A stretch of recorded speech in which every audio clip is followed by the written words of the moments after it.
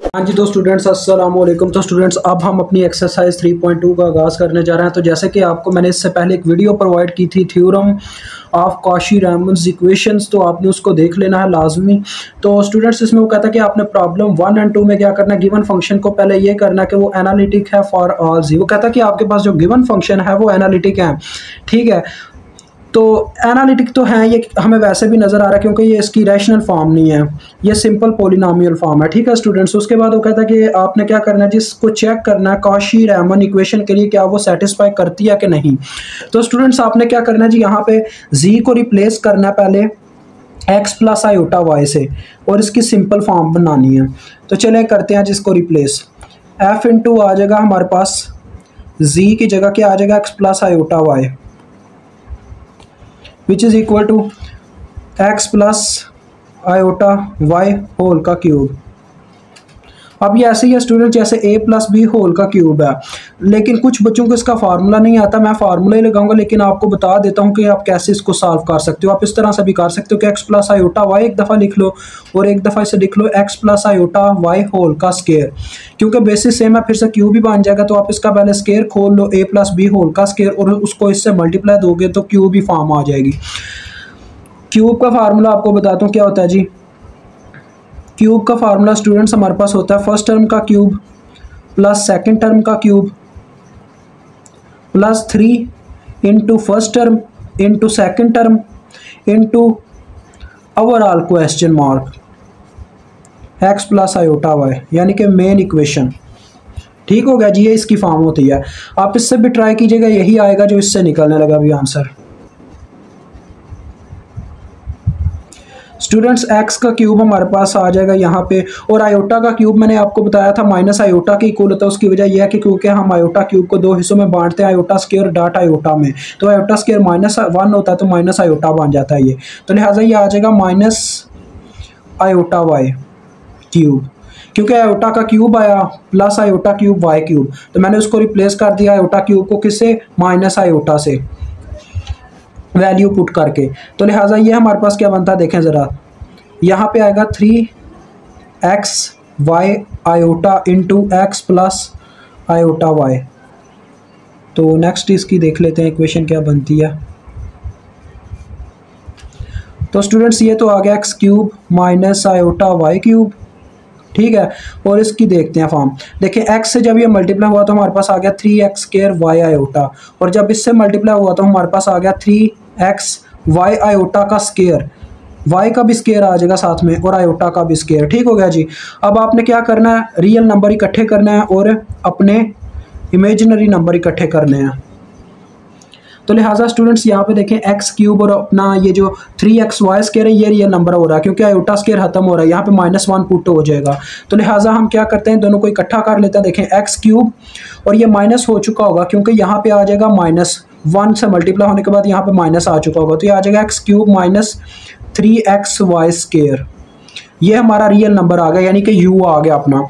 उसके बाद प्लस इन दोनों में से हमने आयोटा को कॉमन लेना, सिर्फ आयोटा को, प्लस आयोटा को, ना कि माइनस आयोटा को। प्लस आयोटा कॉमन आया, अंदर क्या रहेगा देखो, minus y cube plus 3x square y. तो ये हमारा क्या हो गया जी, ये हमारा v हो गया। इसकी स्टैंडर्ड फॉर्म आपको याद होगी, आपने यहाँ पे लिख लेनी है स्टैंडर्ड फॉर्म इसकी, कि हमारे पास f इंटू जो होता था क्या नाम है एफ ऑफ जी, वो बराबर होता था u प्लस आयोटा वाई के। तो इसकी ये स्टैंडर्ड फॉर्म आपको बस दिखाने के लिए कर रहा हूँ, ये आपने वहाँ पे लिखने नहीं बैठ जाना। अब यहाँ पे ये लिखने के बाद आप ये चीज़ तो जान चुके हो हमारे पास u क्या है और आयोटा क्या है। तो यहाँ पे आप लिखते हैं कि u into x of y बराबर है हमारे पास x cube minus 3x Y square. और उसके बाद ये स्टेप आपका ये ब्रेन का स्टेप है, मतलब आपने अपने जहन में से चलाना है, और ये स्टेप आपका मेन क्वेश्चन का स्टेप है जो भी मैं लिख रहा हूँ। उसके बाद v हमारे पास किसके बराबर है, इसी तरह से minus y cube plus 3x square y. अब काशी के लिए हमें इन दोनों के ना x के लिहाज से और y के लिहाज से पार्शियल डेरिवेटिव चाहिए, तो पहले मैं u का पार्शियल निकालता हूँ x के लिहाज से। तो स्टूडेंट आपको इतना तो पता है, जो हमारा पार्शियल होता है वो सिर्फ उसी को वेरिएबल समझता है जिसके लिहाज से हो रहा होता है डेरिवेटिव। लिहाजा पहले तो आ जाएगा हमारे पास partial x of x cube, और दूसरे नंबर ये -3 वाई स्क्वायर पीछे हट जाएगा और सिर्फ x का पार्शियल आ जाएगा, इस तरह से होता है। और इस तरफ की बात करूँ तो ये आ जाएगा partial v over partial x, x के लिहाज से इसको भी पहले कर रहा हूँ, तो लिहाजा पे वाई क्यूब का पार्शियल क्या होगा, ये टोटली जीरो हो जाएगा स्टूडेंट, क्योंकि ये इसको कांस्टेंट समझेगा हमारा पार्शियल डेरिवेटिव, तो ये जीरो हो जाएगा। और इसकी बात करूं तो देखें 3y पीछे हट जाएगा और पार्शियल आ जाएगा एक्स स्क्वायर का। ये इसी तरह से स्टूडेंट जैसे पहले होता था कि कांस्टेंट अगर किसी नंबर के साथ मल्टीप्लाई हो रहा होता था तो डेरिवेटिव लेते वक्त उसको जीरो नहीं करते थे, लेकिन सिंगल नंबर को कांस्टेंट समझा जाता था, लिहाजा यहाँ पे y हमारे लिए कांस्टेंट अगर अकेला y है, तो लिहाजा हमारे पास आ गया पार्शियल u। अब देखें स्टूडेंट मैं तो आपके लिए पार्शियल को भी रिपीट कर रहा हूँ, होता क्या है, अब इस पे लगेगा अपना पावर रूल, पहले इसकी पावर पीछे आएगी, ठीक है, और पावर में से एक माइनस यानी कि 3x स्क्वायर बन जाएगा, और यहाँ पे ये तो डायरेक्ट कैंसिल होगा और ये आ गया -3y स्क्वायर, ये हमारे पास एक आ गई वैल्यू। इसको इक्वेशन 1 का नाम दे लें ताकि आपको याद रहे, इसके ऊपर आप बॉक्स ड्रा कर सकते हो। और इसकी बात करूँ पार्शियल v और पार्शियल x की, तो ये कितना आ रहा है, ये आ रहा है हमारे पास 3y, और इसके ऊपर भी पावर रूल ही लगना है, तो लिहाजा ये 6 बना देगा। इसको देखें कैसे, देखिए स्टूडेंट एक्स स्क्वायर का हमारे पास क्या पार्शियल आएगा, ये आएगा 2x, 2 पहले पीछे पावर जाएगी और आगे x की पावर में से एक माइनस, तो 2x आएगा, तो 2x जब इससे मल्टीप्लाई होगा तो ये बन जाएगा 6xy, ठीक है, ये आ गया, इसको इक्वेशन 2 का नाम दे दिया मैंने।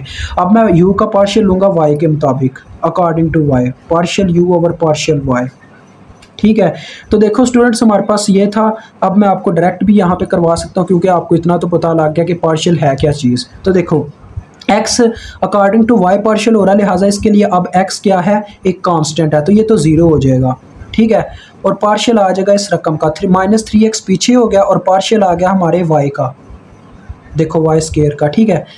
और इस साइड की बात करूँ जब हम v का पार्शियल लेंगे अकॉर्डिंग टू y, तो देखो ये वाली ये दोनों टर्म के साथ करेगा, देखो माइनस पीछे हो गया और पार्शियल आ गया अपने y का, y क्यूब का, और उसके बाद +3x स्क्वायर पीछे हट गया और पार्शियल आ गया अपने y का, सिंपल y का, ये फॉर्म आ गई। अब देखो जब हम इसको सॉल्व करते हैं तो क्या निकलता है, partial u over partial y is equal to, ये क्या आएगा, देखो स्टूडेंट 2 पहले इसकी पावर लगेगा, 2 पहले पीछे आएगा और y की पावर में से एक माइनस, तो ये 2y आ रहा है, 2y से मल्टीप्लाई होकर इसको क्या कर देगा, -6xy बना देगा। और इस साइड की बात करूं तो ये आ रहा है, देखो partial v over partial y, इसको इक्वेशन 3 का नाम दे दें। उसके बाद देखो इस साइड की बात करूं तो यहाँ पे पहले पावर रूल लगेगा, 3 पीछे आएगा और एक पावर में से माइनस हो जाएगा, तो ये आ जाएगा -3y स्क्वायर। और यहाँ पे देखें ये पार्शियल y से कैंसिल और डायरेक्ट आ गया +3x स्क्वायर। अब स्टूडेंट देखें जो मेन उसने बात की थी, मतलब कि हमने थ्योरम में पढ़ी थी, वो ये थी कि जो हमारा मतलब कि सिंपल मैंने आपको बोला था पहले आपने अकॉर्डिंग टू अल्फ़ाबेट लिख लेने हैं, पार्शियल u और पार्शियल x बराबर होगा हमारे पार्शियल v और पार्शियल y के। क्या ये सेटिस्फाई करता है कि नहीं, चेक करो। ये था पार्शियल u और पार्शियल x, इसकी वैल्यू ये हमारे पास आई 3x स्क्वायर -3y स्क्वायर, और ये बिल्कुल एग्जैक्टली इसके साथ देखो वेरीफाई कर रहा है, ये दोनों इक्वल हैं आपस में। इक्वेशन 1 आपने लिखना है according to equation 1 and equation 4 we can say that they are equal to each other, यानी कि ये आपस में इक्वल हैं। तो देखें वैसे भी पता चल रहा है, देखो 3x square -3y square values put करके भी दिखा लीजिएगा। और दूसरी जो उसकी टर्म थी यानी कि दूसरी कंडीशन थी वो ये भी दोनों सेटिस्फाई हो, तो तब हम कह सकते हैं कि ये हमारी जो मतलब कि इक्वेशन है वो क्या है जी, हमारे पास कॉशी रीमन इक्वेशन सेटिस्फाई करता है। देखो ये था पार्शियल u और partial y is equal to minus partial v over partial x। मैंने आपको बोला था आप इसको किस तरह से याद रख सकते हो कि यहाँ पे माइनस आएगा, क्योंकि अगर अल्फ़ाबेट्स के मुताबिक चल रहे हैं, u पहले आ रहा है फिर v आ रहा है, x पहले आ रहा है फिर y आ रहा है, तो ये ठीक है, इसको पॉजिटिव रहने दो। यहाँ पे क्या हुआ जी, u पहले आया और v पहले आया, ये तो ठीक है, u पहले आया फिर v आया, ये ठीक था, लेकिन यहाँ पे y पहले आ गया x से, इस वजह से यहाँ पे माइनस क्रिएट होगा। इस तरह से मतलब ये आपके ब्रेन की प्रैक्टिस के लिए, यानी आप इसको याद रख सकते हो, ये एक तरीका है। देखो अब चेक भी कर लेते हैं, पार्शियल u और पार्शियल y क्या है -6xy, और partial v over partial x क्या है हमारे पास 6xy, तो माइनस साथ में लगेगा, ये दोनों इक्वल हो जाएंगे, लिहाजा दोनों इक्वेशन सेटिस्फाई करती हैं। नीचे आपने लिख देना है Cauchy Riemann equations are satisfied at every point, so your question is done. इंशाल्लाह नेक्स्ट वीडियो में हम नेक्स्ट क्वेश्चन के साथ आपके साथ मिलेंगे, इस क्वेश्चन नंबर 2 के साथ। अभी आपसे इजाज़त चाहता हूँ, अल्लाह हाफिज़, अस्सलाम वालेकुम।